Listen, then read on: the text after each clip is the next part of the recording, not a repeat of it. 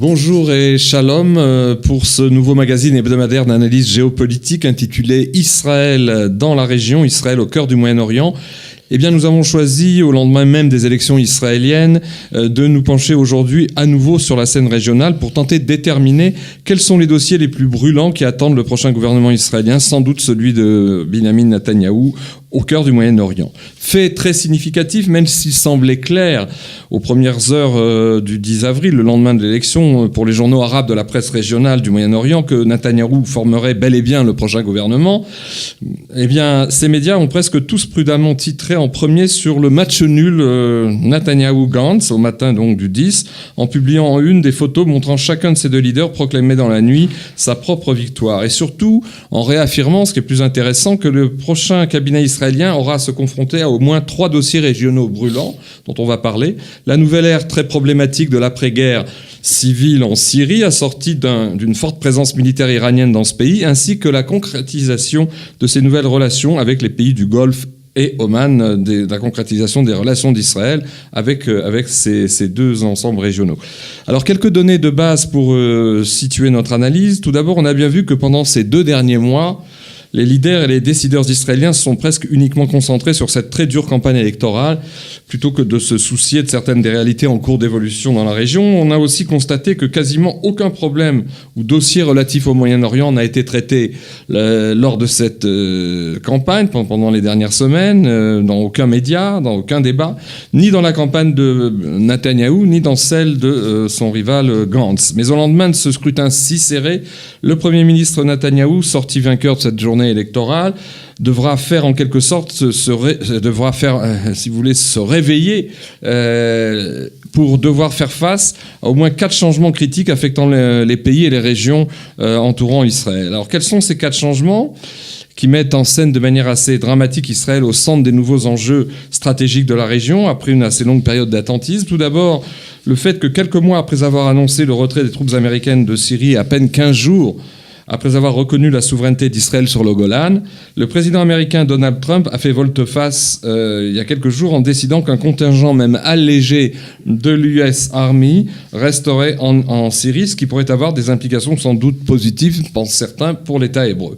Deuxième nouvelle donne, si l'on peut dire, conjoncturelle, la décision de l'administration Trump datant du dernier week-end précédant les élections israéliennes, qui a consisté à désigner, à classer les gardiens de la révolution iranienne et leurs bras armés à l'étranger, la brigade Al-Quds, portant donc le nom de Jérusalem, comme une organisation terroriste.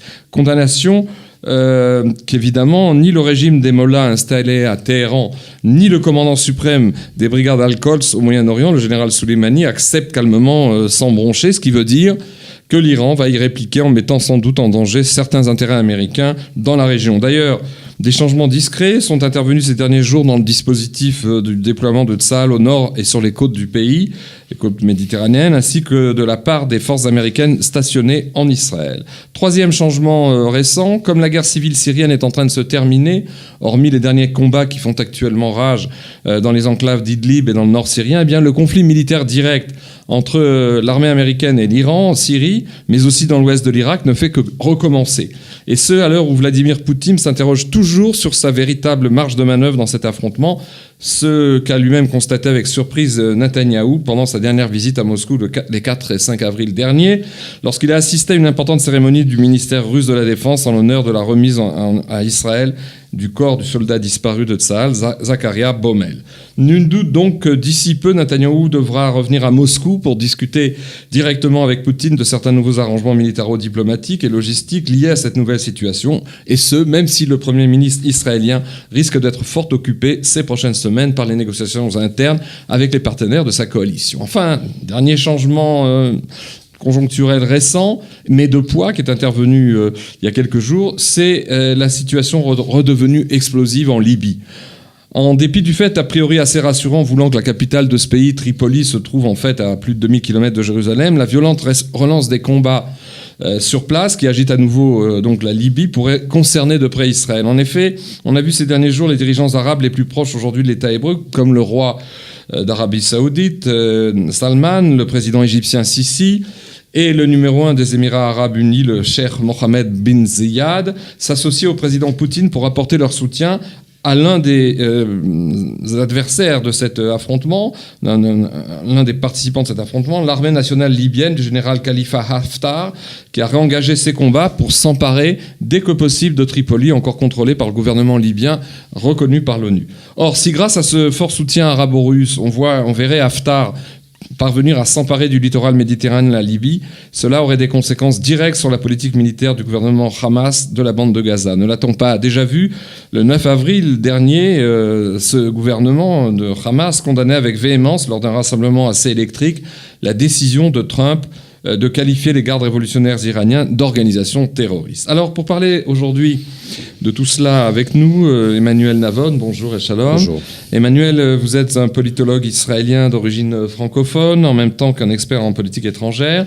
Vous enseignez ainsi à l'université de Tel Aviv et au centre interdisciplinaire de Herzliya, tout en étant senior fellow et intervenant au Kohelet Policy Forum à Jérusalem et au Centre Jérusalem de stratégie et de sécurité. Et vous êtes bien sûr, on vous connaît aussi en Israël et à l'extérieur d'Israël comme analyste sur la chaîne de télévision E24 News. Alors, ça va tomber sous le sens, même si ça fait déjà quelques jours que l'échéance électorale est derrière nous. Que pensez-vous? Quelle était votre première réaction en tant qu'expert politologue, ainsi que vos premières conclusions après le scrutin mouvementé du 9 avril en Israël? D'abord qu'il y a eu un grand écart entre les prévisions des médias principaux et le résultat de l'élection, puisque la plupart des médias parlaient d'un écart important entre le Likoud et le Parti bleu-blanc à l'avantage du Parti bleu-blanc, et même hier soir, au moment de la publication des premières estimations, à la sortie des urnes, l'estimation. Oui, hier soir. Mm-hmm. C'était la chaîne 12 avait parlé de 37 sièges pour le parti bleu et blanc et 34 pour le Likoud. En réalité, c'est pas seulement que les deux partis sont ex-aequo, mais que le Likoud est très loin devant en termes de coalition, puisque Bleu et Blanc n'a pas de coalition. Donc il s'agit effectivement d'une victoire électorale impressionnante pour Netanyahou et pour le Likoud, qui est donc assuré de former le prochain gouvernement. Alors à ce propos, quels sont selon vous les plus gros dossiers prioritaires que devra traiter de manière urgente le nouveau gouvernement quand il va être formé? On suppose qu'il ne va pas être formé dans forcément beaucoup de temps, puisque l'équation de la coalition est en chemin. Et de quoi va s'occuper prioritairement? Je dirais d'abord sur les questions internes et économiques, paradoxalement, puisque le gouvernement sortant, enfin le ministre des Finances, Moshe Kahlon, a laissé quand même un déficit budgétaire énorme et qu'il va falloir résoudre ce problème du déficit budgétaire. On sait que donc Kahlon a passé le seuil d'éligibilité, contrairement à ce que prévoyaient beaucoup de sondeurs, et qu'il va vraisemblablement exiger de nouveau le ministère, le portefeuille des Finances. Et là, Netanyahou va devoir trancher. Soit il le laisse continuer avec cette politique de déficit budgétaire et d'endettement, hein, ou bien est-ce qu'il le retient. Et puis, évidemment, sur les questions de politique étrangère, il va y avoir le fameux plan Trump qui va être soumis, comme l'a annoncé le président lui-même, après les élections israéliennes. Et là, effectivement, se posera la question de quelle sera la réaction du gouvernement de Netanyahou, qui va être... La coalition va être quasiment identique à la coalition sortante, à ceci près que le parti du foyer national juif maintenant est quand même allié avec Otzma Yehudit, à sa tête entre autres Bezalel Smotrich, donc ça va être un parti du foyer national juif qui va être beaucoup plus ancré à droite que celui de Bennett dans la coalition sortante. Donc quelle sera la réaction de ce gouvernement à le fameux plan du siècle, le fameux deal du siècle?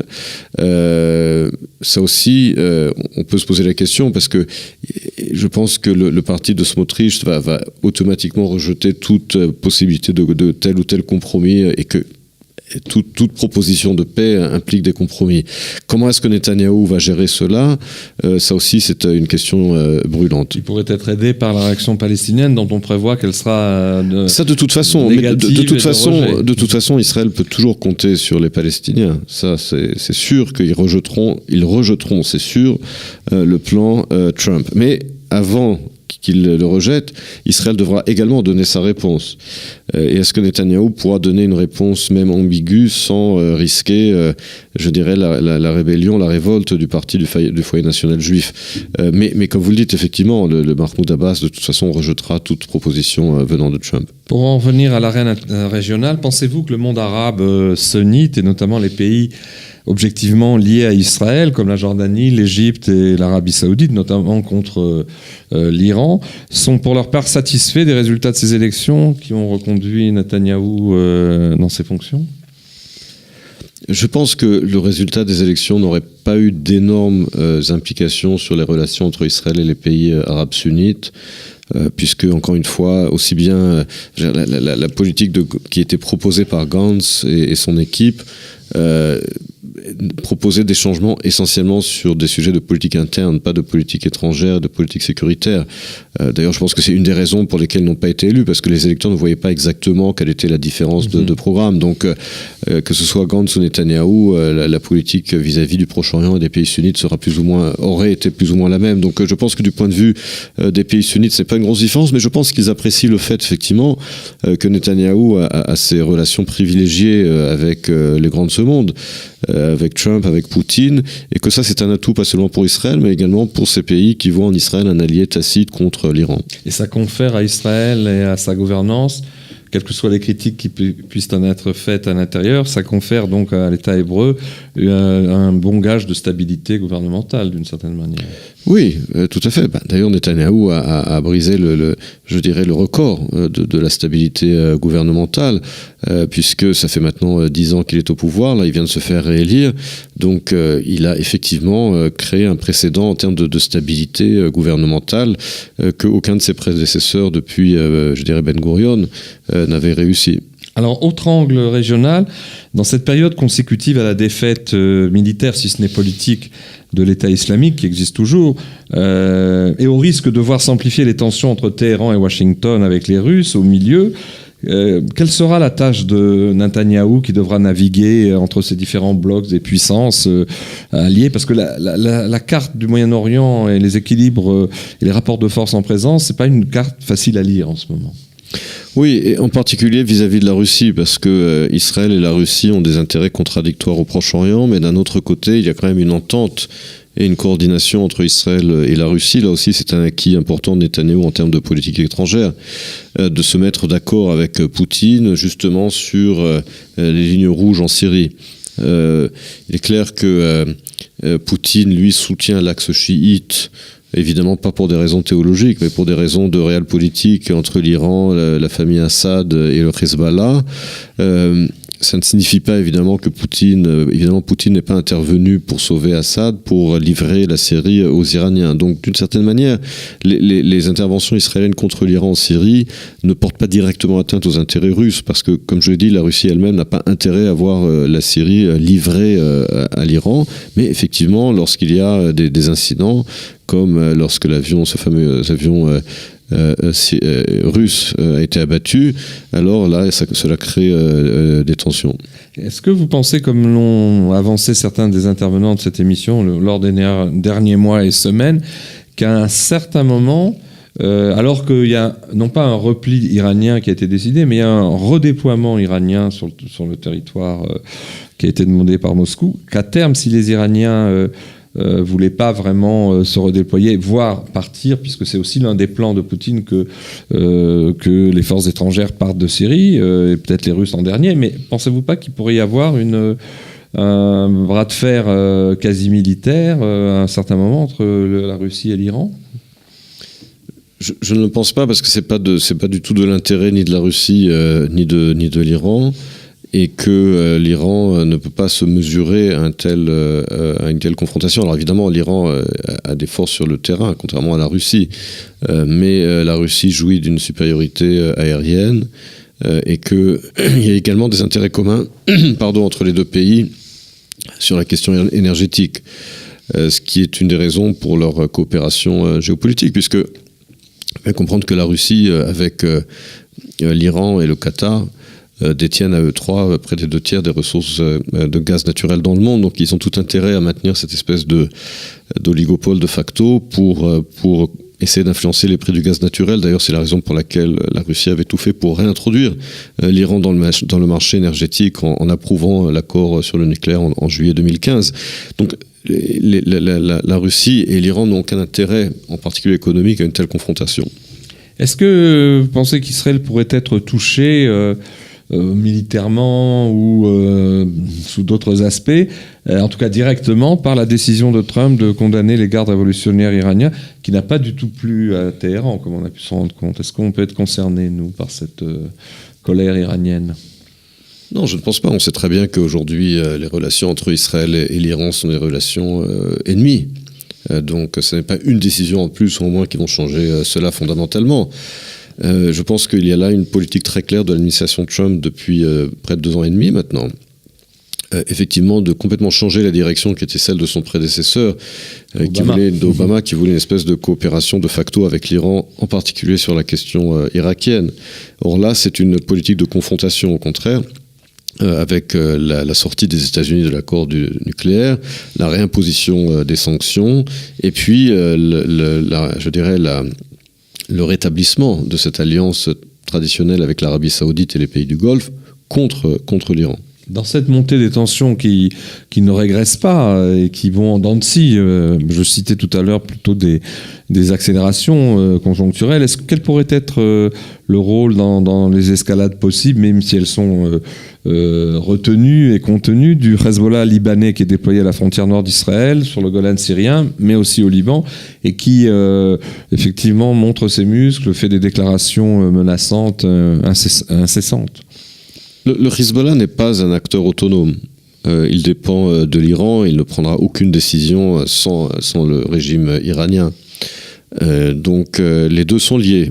Et la stratégie américaine aujourd'hui vis-à-vis de l'Iran, d'une certaine manière, sert les intérêts bien entendu israéliens, puisque cela affaiblit la capacité d'agir du Hezbollah. Mais il faut bien comprendre que le Hezbollah, au bout du compte, ça reste quand même une organisation terroriste qui détient, d'après les estimations, plus de 100 000 missiles, qui se définit comme un parti politique. Montrez-moi un autre parti politique dans le monde qui a 100 000 missiles. 100 000 missiles, ce qui est plus que ce que possèdent la plupart des pays dans le monde, dont Proche-Orient. Donc le Hezbollah est une véritable menace pour Israël, mais d'un autre côté n'est pas un acteur indépendant.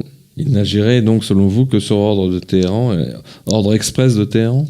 En cas de dérapage de la situation. En cas de dérapage, oui. Enfin, il y a une coordination entre les deux. Il y a une dépendance du Hezbollah vis-à-vis de l'Iran. Et comme je l'ai dit, le Hezbollah n'est pas un acteur autonome. Croyez-vous que, puisqu'on examine la scène régionale sous tous ses angles, que les États-Unis vont se réengager plus massivement dans un Irak qui, comme vous le savez, est de plus en plus contrôlé par l'Iran au niveau de son gouvernement, au niveau de la population chiite qui est très, très présente au sud de l'Irak, ou bien vont-ils se borner, les États-Unis, à n'y assurer qu'une présence militaire symbolique, un peu comme celle qui subsiste en Syrie ? Alors ça, c'est un dilemme évidemment pour les États-Unis, mais pour Trump, je crois que la politique est très simple de son point de vue-là.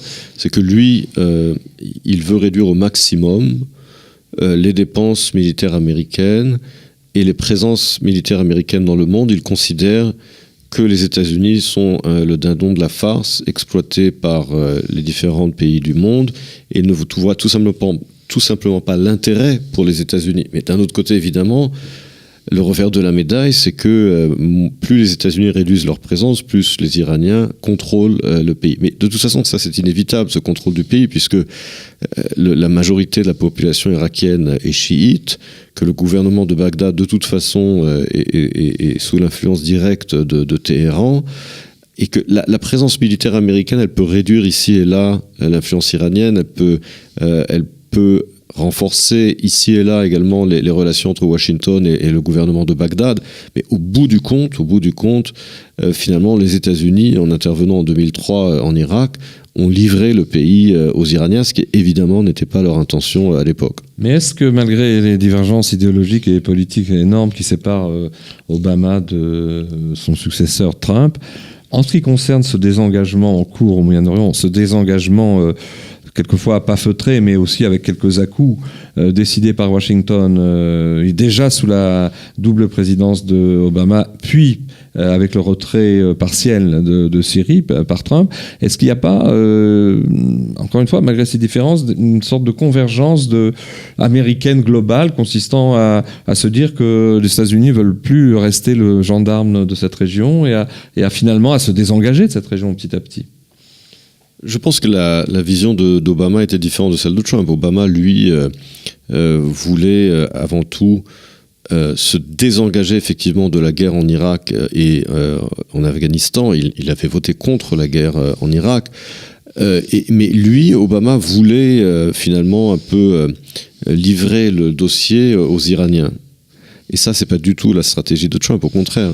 La stratégie de Trump, lui, c'est de livrer plutôt le Proche-Orient, de livrer, entre guillemets, bien entendu, l'influence à Israël et à l'Arabie Saoudite, pas à l'Iran. Et en ce sens, il y a une véritable différence d'approche entre Obama et Trump. Par ailleurs, Obama, lui, voulait réduire son application au Proche-Orient, mais se focaliser sur ses relations avec l'Asie, en particulier avec la Chine, dans une optique de coopération, alors qu'aujourd'hui Trump lui aussi se focalise sur la Chine, mais dans une optique de confrontation justement sur le plan commercial. Alors si on fait le point, comme on a essayé de le faire rapidement ensemble, sur tous ces foyers d'agitation, ces lieux où peuvent éclater, disons, des incidents, est-ce que vous pensez qu'il y a un risque, pas seulement théorique, pour que tous ces foyers d'agitation au Moyen-Orient, qui une région tout de même très instable et qui vit des bouleversements successifs depuis maintenant 8 ans, depuis 2011, le début de ce qu'on a appelé à tort les printemps arabes. Est-ce que vous pensez que ces foyers d'agitation peuvent déboucher, pas seulement par accident, mais est-ce que la logique de cette multiplication des foyers d'instabilité pourrait déboucher à terme sur une guerre régionale ? Non, je ne le pense pas, parce qu'on n'est plus à l'époque des guerres conventionnelles. Les guerres conventionnelles entre Israël et ses voisins sont terminées. La dernière guerre conventionnelle, c'était la guerre de Kippour en 1973. Aujourd'hui, ce sont des guerres asymétriques, et on l'a vu avec le Hezbollah au nord et avec le Hamas au sud. Éventuellement, dans le scénario le plus catastrophique, ce serait une guerre entre Israël et l'Iran. Mais là encore, il ne s'agit pas de guerre conventionnelle entre tanks et chars. Il s'agirait plutôt d'une confrontation de missiles, de sous-marins, etc. Et évidemment, face aux milices pro-iraniennes comme le Hezbollah. Donc, une confrontation entre Israël et l'Iran n'est pas à exclure. Mais il y a eu deux moments cette dernière année, en mai de l'an dernier, puis en septembre, si je ne me trompe pas, où ça a failli déraper. Oui, mais en tout cas, je pense que de toutes les manières, les relations très tendues entre Israël et l'Iran sont liées également à la politique américaine. Donc beaucoup dépendra justement de à quel point les États-Unis parviennent à dissuader les Iraniens et quels seront les effets de la réimposition des sanctions, parce qu'aujourd'hui, à l'heure actuelle, les Iraniens sont en position de faiblesse finalement avec la réimposition des sanctions. En quoi pensez-vous que peut-être ces inquiétudes, à défaut de parler de bruit de bottes, parce qu'on n'est pas dans une montée linéaire, effectivement, vers une grande conflagration régionale, mais en quoi toute cette agitation pourrait troubler, remettre en cause totalement ou partiellement les perspectives d'élargissement des relations diplomatiques entre Israël et l'Émirat d'Oman, ainsi que l'ouverture, puisque c'est ça aussi ce qui est à l'ordre du jour, c'était du moins le cas avant les élections, l'ouverture de nouveaux liens avec d'autres pays de la région du Golfe. Est-ce que ça, au contraire, ça peut accélérer ces rapprochements avec le monde sunnite, ou au contraire être quand même une gêne ? Les relations aujourd'hui entre Israël et les pays du Golfe et l'Arabie Saoudite, elles sont semi-officielles, et en réalité, ni Israël ni ces pays n'ont un véritable intérêt à les officialiser, parce que tant qu'elles sont tacites, eh bien, cela permet une véritable coopération sécuritaire. Dès l'instant où elles deviennent officielles, il faut cacher beaucoup de choses, parce que c'est officiel. D'ailleurs, on le voit avec la Jordanie et avec l'Égypte. Ces pays, en termes de l'opinion dans leur pays respectifs, doivent toujours mettre un bémol sur leur relation avec Israël, alors que Oman, par exemple, ou l'Arabie Saoudite ou les Émirats arabes n'ont pas besoin de le faire parce que ces relations ne sont pas officielles. Donc, ce que je veux dire par là, c'est qu'on n'a pas besoin d'une officialisation de ces relations pour maintenir et renforcer leur contenu, et je dirais même parfois le contraire. À savoir que le fait qu'elles ne soient pas officielles, finalement, ça leur donne plus de contenu. D'accord. Est-ce que vous pensez que on parlait beaucoup de la Russie, et la Russie aux premières loges en tant que première puissance et superpuissance étrangère intervenue au cœur du Moyen-Orient dans le cadre de la guerre civile syrienne, où c'est elle qui joue le rôle de gendarme aujourd'hui. Pensez-vous qu'il n'y a pas non plus un acteur beaucoup plus discret, mais qui est assez impressionnant dans ses objectifs, c'est la Chine qui est revenue au Moyen-Orient. Il y a une première base militaire chinoise à Djibouti, c'est pas ça qui est l'essentiel, mais il y a une stratégie, je dirais, de pénétration économique et financière au Moyen-Orient qui est d'une autre ampleur que la présence militaire, qui sera sans doute provisoire, de la Russie en Syrie.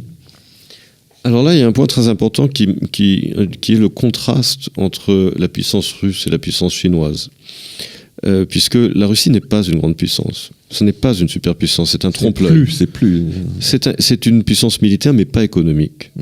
Et la Chine, c'est le contraire. La Chine, c'est une puissance économique qui a une force militaire, évidemment, mais qui n'a pas une force militaire internationale. La Russie, également, a une histoire militaire, celle de l'Union soviétique, de ses alliances dans la région, que n'a pas la Chine.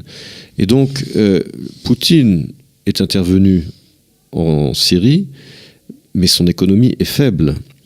Vous avez dit le gendarme, mais en réalité, il n'est pas capable de jouer le rôle de gendarme en Syrie, puisque la preuve, c'est que, oui, il a sauvé Assad, mais il n'est pas capable d'obliger les parties à arriver à un accord. Les Chinois, eux, sont une grande puissance économique, contrairement à la Russie. Eux, ils produisent énormément. Les Russes ne font qu'exporter du gaz naturel et du pétrole. Comme le disait l'ancien sénateur américain John McCain, l'économie russe, c'est une station d'essence. Alors que la Russie, c'est la Chine, c'est une grande puissance économique, mais qui n'a pas besoin d'une présence militaire. Bon, effectivement, elle a établi une présence militaire à Djibouti, mais qui est symbolique. Pourquoi voulez-vous que la Chine s'investisse militairement dans la région, alors que finalement les États-Unis financent la sécurité pour eux des principales voies maritimes pétrolières comme le détroit d'Ormuz. Donc les Chinois, finalement, ils bénéficient du meilleur des deux mondes au Proche-Orient tant que les exportations énergétiques se maintiennent. Ils n'ont aucune raison de s'investir militairement dans la région. Mais est-ce que vous ne pensez pas, pour approfondir notre analyse sur la Chine, qu'il y a une dynamique avec le projet de la nouvelle route de la soie, qui associe 67 États et un 68e, c'était l'Italie qui vient de signer des contrats. C'est-à-dire qu'il y a aujourd'hui un projet gigantesque dont on se demande si, à part les fantastiques investissements que la Chine propose en infrastructure et installations routières, portuaires, etc., à 67 États, 68 États, allant de l'Asie, de l'Asie frontalière de la Chine jusqu'au Moyen-Orient et abordant l'univers méditerranéen européen, est-ce que vous ne pensez pas qu'il y a quand même il y aura des implications géopolitiques sérieuses, peut-être pas tout de suite, pas visibles aujourd'hui, mais qui pourraient être gênantes? On citait l'exemple de la construction des infrastructures de Haïfa par la Chine, qui pose un problème aux Américains en Israël, parce que ça suppose une présence de renseignement, une présence qui est bien autre que économique et financière. Tout à fait. La Chine a des ambitions internationales, c'est clair. Et le projet, justement, de la route de la soie est là pour le prouver. Et cela implique Israël, vous avez eu raison de le rappeler. Les Chinois sont impliqués dans de nombreux projets économiques avec Israël, et cela souvent crée des tensions entre Israël et les États-Unis. Ça n'est pas nouveau. Les États-Unis se sont toujours opposés à ces relations entre Israël et la Chine. À l'époque, il y avait dans la fin des années 70, début des années 80, avait commencé dans le domaine militaire. Et là, les États-Unis ont fini par mettre leur veto. Alors aujourd'hui, ces relations, elles sont plus militaires, elles sont uniquement commerciales. Mais là aussi, ces relations commerciales impliquent souvent des changements géopolitiques dans la région qui gênent les États-Unis. Et donc, d'une certaine manière, oui, Israël parfois devra choisir dans le futur entre ses relations avec la Chine et ses relations avec les États-Unis, mais elle ira au plus offrant. Puisque Israël de plus en plus devient une puissance régionale et internationale et peut se permettre justement de jouer au plus offrant. Évidemment, à moyen terme, la relation avec les États-Unis restera la relation privilégiée. Israël ne sacrifiera jamais sa relation avec les États-Unis pour des intérêts économiques avec la Chine, mais effectivement, c'est un dilemme qu'il va falloir gérer dans les années à venir. Et dernière question, est-ce que, en réécoutant ces derniers jours ce qu'avait dit Netanyahou dans la nuit du 9 au 10 mars, avril, quand il a donc remporté ces élections, il a réaffirmé que Israël continuerait, son gouvernement, qu'on continuera à jouer le rôle, comme vous disiez, de puissance régionale et voire internationale, et que il allait poursuivre cette politique faisant rayonner Israël. Est-ce que, à ce titre, vous pensez que on peut aller plus loin, c'est-à-dire que Israël, au niveau régional, mais aussi au niveau international, je rappelle aux auditeurs à ceux qui nous regardent, que sur à peu près 160 à 170 entités étatiques repérées et connues, qui ne sont pas toutes membres de l'ONU à 100%, mais sur donc à peu près 160-170 entités, Israël est en relation avec 156 États de la communauté internationale, ce qui est un chiffre incroyable, des relations qui ne sont pas toutes officielles, mais qui sont aussi avec certains pays musulmans, arabo-musulmans, et de ce groupe, de la communauté internationale, il y a seuls les États les plus extrémistes et les plus, je dirais, anti-israéliens de l'organisation de la conférence islamique et de certains pays de la Ligue arabe qui ne sont pas en relation avec Israël, mais en tout cas, 156 relations avec des pays de la planète. Est-ce que vous pensez qu'Israël pourrait aller encore plus loin et aller dans le sens de ce qu'a dit Netanyahou, c'est-à-dire affermir le rôle de puissance régionale, voire de grande puissance planétaire qu'est Israël? Oui, la situation internationale d'Israël n'a jamais été aussi bonne, et on doit beaucoup à Netanyahou là-dessus. Je pense que cela ne va que s'améliorer dans les années à venir, en particulier grâce aux ressources énergétiques d'Israël vis-à-vis des pays de la Méditerranée jusqu'à l'Italie. On l'a vu avec récemment la décision de construire ce gazoduc entre Israël, Chypre, la Grèce et l'Italie. Mais encore une fois, cette puissance, cette influence d'Israël, elle est basée sur une véritable puissance économique, technologique, maintenant même énergétique. Mais il faut la lier effectivement à une politique étrangère sage. Et là, effectivement, Israël va devoir jouer de façon délicate, je dirais, sur plusieurs dossiers. On vient de parler de la Chine et des États-Unis, par exemple. Mais également, faut-il mettre tous ses œufs dans le même panier avec les États-Unis, avec l'administration républicaine, au risque de se fâcher avec beaucoup de juifs américains en misant essentiellement sur les évangélistes. Ça aussi, c'est un dilemme. Prenez également l'Europe. Est-ce qu'il faut se limiter à une politique de diviser pour mieux régner au sein de l'Union européenne en maintenant des alliances privilégiées avec les pays d'Europe de l'Est, ou bien aller encore plus loin et là encore, je ne pense pas qu'Israël a un intérêt à voir l'Europe se diviser, puisque l'Union européenne est le principal marché d'Israël. Et que souvent les pays d'Europe de l'Est ont une politique étrangère qui est beaucoup plus pro-russe que pro-américaine. Et à mon sens, Israël n'a pas intérêt à avoir une Europe divisée, protectionniste, anti-atlantiste et pro-russe. Donc là aussi, il faut jouer avec beaucoup de... il faut faire très attention, je pense, dans ses relations avec l'Europe. Oui, il faut savoir jouer le jeu de diviser pour mieux régner, mais pas ne pas s'enthousiasmer non plus trop pour le populisme en Europe. Parce que, comme je l'ai dit, Israël a plus intérêt à une Europe ouverte commercialement et alignée avec les États-Unis que protectionniste et alignée avec la Russie. En tout cas, merci pour ces remarques et pour les autres aussi, Emmanuel, qui montrent qu'à mesure qu'Israël se développe comme grande puissance et qu'elle élargit le champ de ses relations tous azimuts avec non seulement des États dans le monde, mais aussi des ensembles et des alliances, des États alliés entre eux, et ça suppose d'avoir une politique nuancée et de jouer très très fin, parce que on peut pas commettre d'erreurs. Alors c'est sur ces bons conseils que nous vous remercions de nous avoir écoutés et nous vous disons à la semaine prochaine. prochaine. Merci et shalom.